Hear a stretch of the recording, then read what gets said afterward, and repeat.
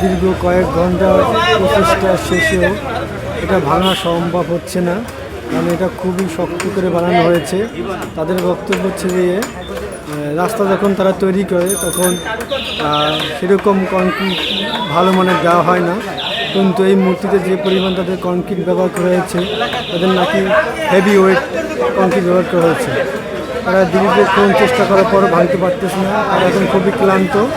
এখন তারা একটু রেস্ট নিতেছে, তারা চেষ্টা করতেছে বুলডোজার এটাকে ব্যবহার করা যায় কিনা ভাঙার জন্য।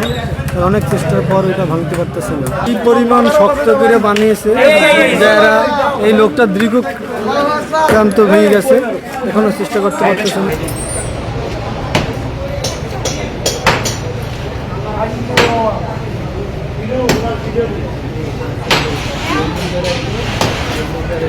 আমারটা অফিশিয়াল আইডি পুরো আগে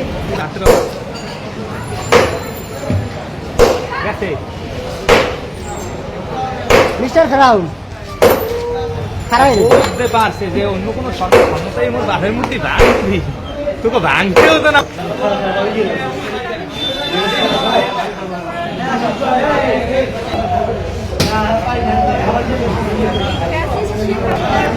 সব স্মৃতি